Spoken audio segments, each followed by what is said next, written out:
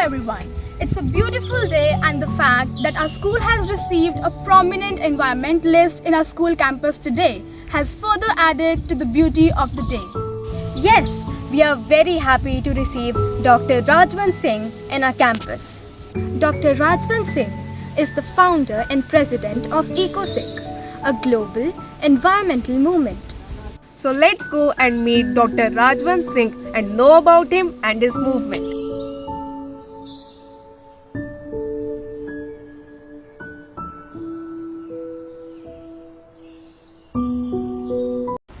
Sir, as you started Eco Sikh, so was it your childhood dream that you want to start, or was it some inspiration you got? How you planned that you want to start Eco Sikh?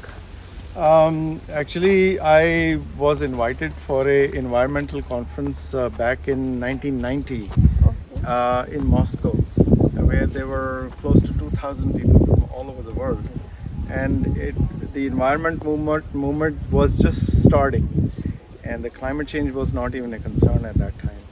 So I was first introduced to this issue, and slowly, I had just gotten out of my dental school. So this was just a young man kind of, trying to discover world. But slowly this issue became part of my life. And then I was invited to a couple of conferences in UK and Japan, where I spoke on environment and faith.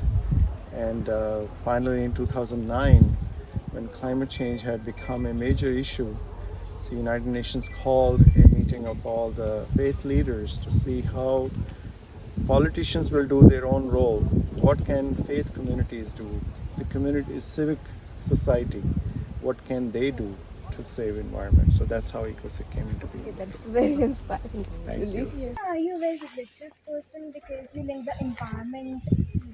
Because I feel that there is a now major belief among the policymakers, United Nations, the World Bank, that if you want to bring change in the world, you have to involve the faith communities, all faith communities, because people feel connected to their religion and their faith more than they feel connected to the politician or a corporate leader. So faith plays a major role in everybody's life. That's how we started this. So in today's time, everyone is after their business and their industries. Everyone is running a rat race. So it must have been very challenging for you to bring people together and spread awareness amongst them. So how challenging it was for you? First, people, thought that this cannot be done. Many have tried, and people were sort of, discouraging us. And we felt that no, we have to look at our heritage and the values which have been given to us, whether it's the Hinduism or Sikhism or Buddhism. Every religion has a nature as a major element where people consider that as a grace of God or as a gift from Almighty. So we went to that basic root of our own existence. So you can belong to any faith, but nature is always considered sacred. So that's how we were able to inspire people to look at this nature preservation as a sacred duty rather than a utilitarian or something to extract value. We use nature to make money. We want to say that we need to preserve nature for its own sake and for our own survival and for the survival of our future generations. You're also a dentist. Yes. And so how is it difficult? Is it difficult for you to manage both things at the same time, Eco Sikh and being a dentist? You have 4 clinics. Yes. And it's a great achievement, but it's also very difficult to do both things at the same time. So how do you make time for things? If you have the desire to do something, the time comes around and you can make time for everything if there is a desire. So in fact, when I started Eco Sikh, I only had, I think I had 2 clinics. And as Eco Sikh work expanded, I expanded 2 more clinics. So in fact, if you do something good, then God and the nature helps you to expand your own capacity to do more. So that's what I believe in.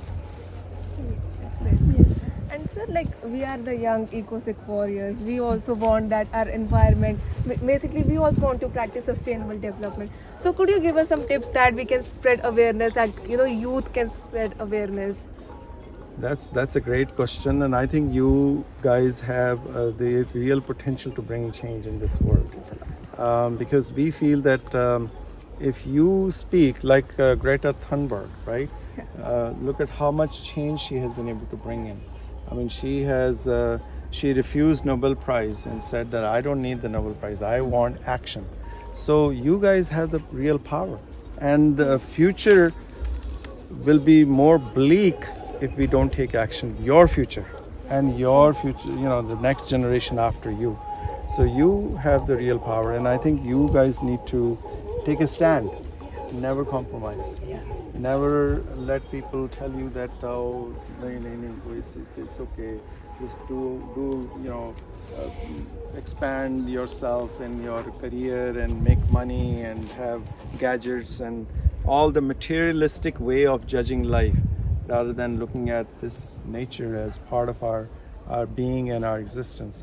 So I would say that take a pledge that let's take 5 things in a year that we're going to do and start creating awareness. Now the social media can help you to get the word out, and you can do a lot in this entire field. Yes, sir. Thank you, sir. Thank you.